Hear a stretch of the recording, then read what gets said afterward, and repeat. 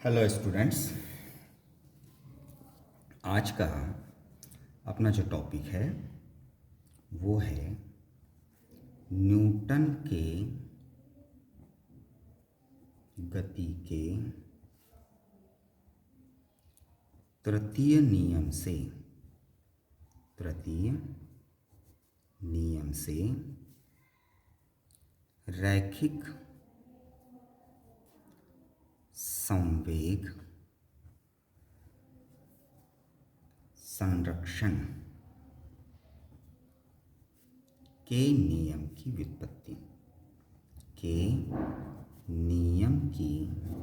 व्युत्पत्ति। हमें दोनों चीज़ें पहले पढ़ चुके हैं। न्यूटन की गति का जो तीसरा नियम है वो क्या कहता है? प्रत्येक क्रिया की विपरीत प्रतिक्रिया होती है जो परिमाण में बराबर होती है, लेकिन दोनों की दिशाएं परस्पर विपरीत होती हैं। और रैखिक संवेग संरक्षण का नियम पढ़ा। इसका मतलब बाह्य बल यदि अनुपस्थित हो, मतलब बाह्य बल कार्य नहीं कर रहा हो, तो किसी भी निकाय का संवेग हमेशा नियत रहता है, उसमें कोई परिवर्तन नहीं होता। तो चलिए इसे आज हम सिद्ध करते हैं। न्यूटन के गति के तीसरे नियम से रैखिक संवेग संरक्षण के नियम की व्युत्पत्ति। सबसे पहले तो आप दो वस्तुएं मान लीजिए। एक वस्तु A है और दूसरी वस्तु B है। हम मान लेते हैं कि पहली वस्तु का जो द्रव्यमान है वो m1 है और दूसरी वस्तु का द्रव्यमान m2 है। पहली वस्तु जिस वेग से गति कर रही है वो मानते हैं u1 और दूसरी वस्तु का जो वेग है वो मान लेते हैं u2 है। अब यदि u1 बड़ा होगा u2 से, मतलब पहली वस्तु का वेग दूसरी वस्तु के वेग से ज़्यादा है, तो क्या होगा? कुछ समय के पश्चात वस्तु A वस्तु B से टकराएगी। तो जब इन दोनों के बीच में टक्कर होगी तो क्या होगा? इन दोनों के वेग भी बदल जाएंगे। तो अब हम मान लेते हैं ये जो पहली स्थिति है ये स्थिति है संघट्ट के पहले की, संघट्ट के पूर्व, मतलब जब इनके बीच में टक्कर नहीं होती तो ये स्थिति है। अब दूसरी स्थिति हो जाएगी संघट्ट के पश्चात। तो जब इन दोनों के बीच में टक्कर होगी तो इनका वेग बदल जाएगा। तो अब हम मान लेते हैं वस्तु A का जो वेग है वो हो गया v1 और वस्तु B का जो वेग है वो हो गया v2।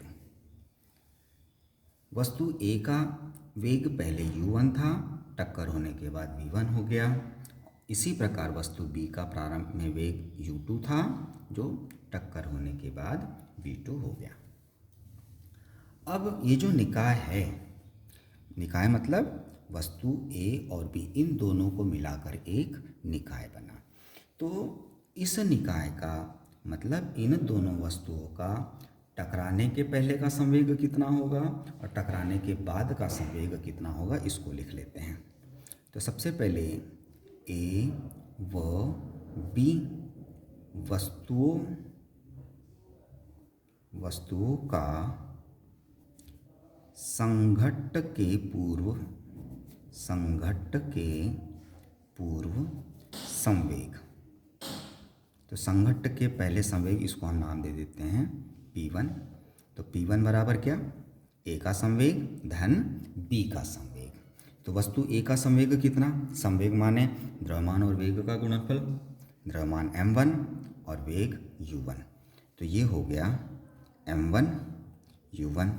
ये सदिश रूप में लिख लेते हैं क्योंकि वेग सदिश। इसी प्रकार वस्तु B का संवेग m2 u2।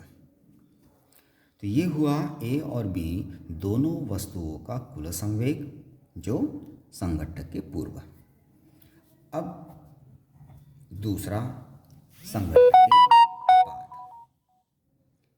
ए व बी का संघट्ट के पश्चात संवेग, इसको नाम दे देते हैं P2। तो P2 बराबर कितना? अब संघट्ट के बाद वेग बदल रहा है, द्रव्यमान तो नहीं बदलेगा, द्रव्यमान वही है m1 और m2। तो A का संवेग m1 v1 वेग बदल गया, और B के लिए m2 v2। ये हो गया समीकरण क्रमांक 2। तो समीकरण 1 और 2 में हमने P1 और P2 लिख लिया। अब हमें क्या करना है? न्यूटन के गति के तीसरे नियम से रैखिक संवेग संरक्षण के नियम की व्युत्पत्ति कर रहे हैं। तो न्यूटन का तीसरा नियम देखें। रैखिक संवेग संरक्षण मतलब हम देखेंगे कि ये जो P1 और P2 हमने ज्ञात किया, ये दोनों आपस में बराबर हैं, क्योंकि रैखिक संवेग संरक्षण का नियम कि बाह्य बल यदि अनुपस्थित है तो इनके संवेग में कोई परिवर्तन नहीं होता। तो पहले का संवेग और बाद का संवेग ये दोनों आपस में बराबर है, ये हम सिद्ध करेंगे।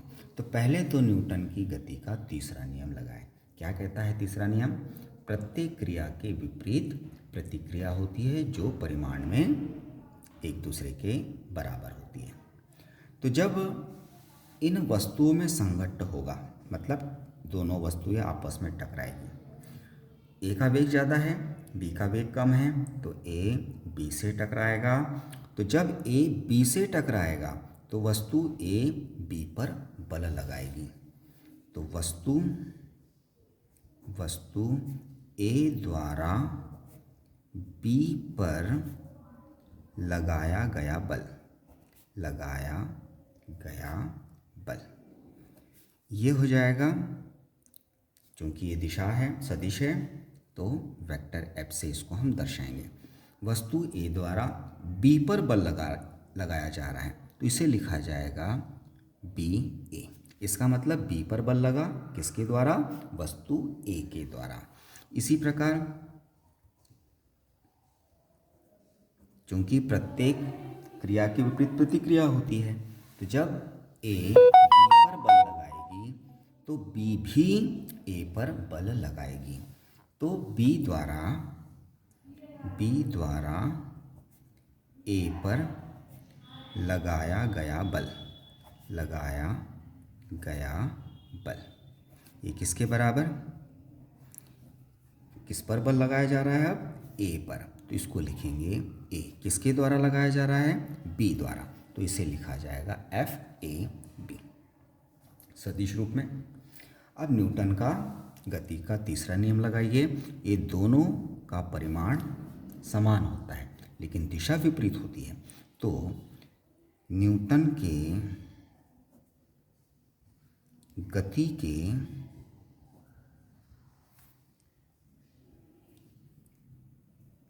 तृतीय नियम से ये किसके बराबर? बी पर ए द्वारा लगाया गया बल, ये किसके बराबर? वस्तु ए पर बी द्वारा लगाया गया बल। ये दोनों का परिमाण समान लेकिन दिशा विपरीत, तो विपरीत दिशा के लिए यहाँ लगा देते हैं हम ऋण चिन्ह।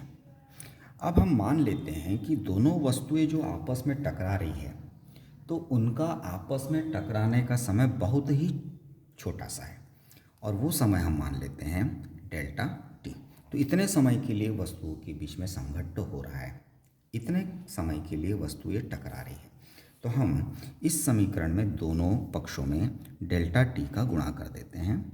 तो डेल्टा टी का गुणा करने पर ये हो जाएगा vector FBA into delta T.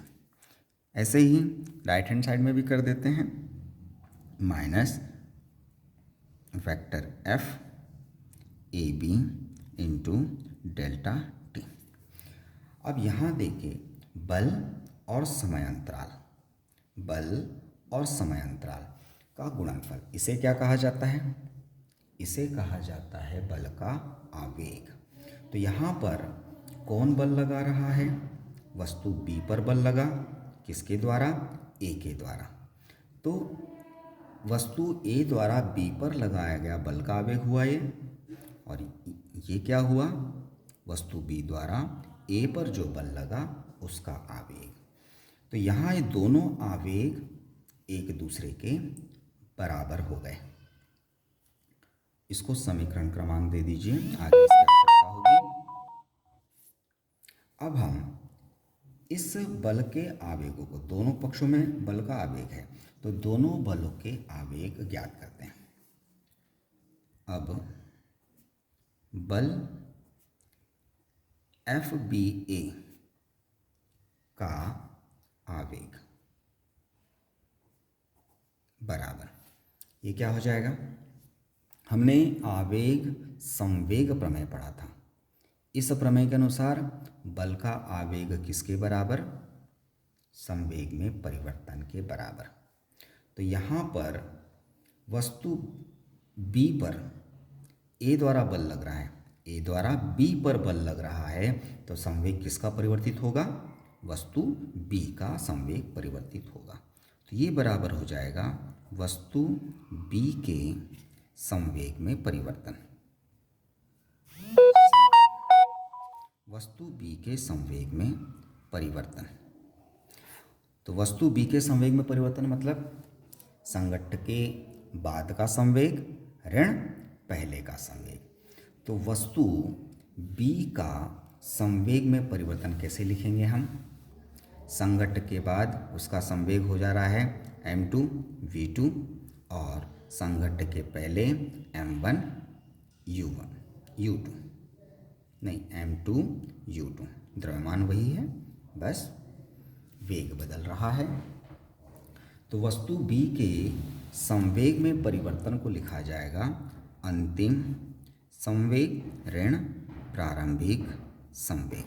तो m2 v2 minus m2 u2। अब इसी प्रकार जो दूसरा जो आवेग है, ये किसका आवेग है? ये बल FAB का आवेग है। तो इसको ज्ञात कर लेते हैं। इसी प्रकार बल FAB का आवेग, बल FAB, इसका मतलब B द्वारा A पर बल लगा, तो B के कारण A पर बल लगा है, तो किसका संवेग बदलेगा? वस्तु A का। तो ये बराबर हो जाएगा वस्तु A के संवेग में परिवर्तन, संवेग में परिवर्तन। अब वस्तु A का संवेग में परिवर्तन मतलब वस्तु A का अंतिम संवेग, तो अंतिम संवेग m1 v1 ऋण प्रारंभिक संवेग m1 u1। ये दोनों मान हमने ज्ञात किए। ये दोनों मान कहाँ रख देंगे? समीकरण 3 में, क्योंकि ये बलों के आवेग है। तो ये दोनों मान समीकरण 3 में रख देते हैं। तो समीकरण 3 में मान रखने पर, अब मान रख दीजिए। समीकरण 3 में हम ये मान रख देते हैं, तो हमें क्या मिलता है देखते हैं। समीकरण 3 में मान रखेंगे तो हमें प्राप्त हो जाएगा m2 v2 vector minus m2 u2 vector बराबर m1 v1 vector minus m1 u1 vector. पिछले समीकरण में हमने सदिश रूप में लिखा था, यहाँ सदिश रूप लिख देंगे वेग का v1 v2 और u1 u2, ये सदिश रूप में। तो ये दोनों मान हमने समीकरण 3 में रखा, तो हमें समीकरण प्राप्त होता है इस रूप में m2 v2 minus m2 u2 बराबर m1 v1 minus m1 u1। अब हम यहाँ पर v1 को v2 के साथ लिख देते हैं और m2 u2 और m1 u1 ये एक साथ रख देते हैं, ये दो राशियाँ और ये दो राशियाँ। तो पक्षांतर करने से क्या हो जाएगा देखें। तो पक्षांतर करने से ये हो जाएगा, समीकरण 3 का ध्यान रखेंगे, समीकरण 3 में ऋण भी था इस रूप में। तो ब्रैकेट ओपन कर लीजिए पहले, m2 v2 vector minus m2 u2 vector, bracket open किया तो minus m1 v1 vector plus m1 u1 vector. इसको इधर लेके आ गए तो ये हुआ m1 v1 वेक्टर, बाद में क्या प्लस m2 v2 वेक्टर बराबर, इस राशि को इस तरफ ले गए तो m1 u1 vector plus m2 u2 vector. ये क्या है, ये हमने सबसे शुरुआत में लिखा था संघट्ट के पूर्व का संवेग, और लेफ्ट हैंड साइड में जो राशि है वो संघट्ट के पश्चात का संवेग। तो यहाँ पर हो गया ये P1 और ये हो गया P2। तो मतलब हमने यहाँ सिद्ध कर दिया P1 किसके बराबर, P2 के बराबर, वेक्टर के रूप में लिख लीजिए। तो संघट्ट के पहले का जो संवेग है वो किसके बराबर है, वो संघट्ट के बाद के संवेग के बराबर है, मतलब संवेग में कोई परिवर्तन नहीं हुआ। तो यहाँ पर ये सिद्ध हो जाता है कि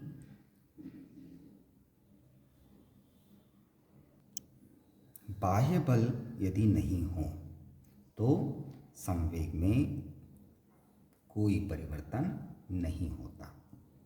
तो यहाँ जो दो वस्तुएं थी ए और बी, इस पर कोई बाह्य बल काम नहीं कर रहा है, केवल वस्तु ए बी से टकरा रही है, जिसके कारण ए द्वारा बी पर बल लगा और बी द्वारा ए पर बल लगा। प्रत्येक क्रिया के विपरीत प्रतिक्रिया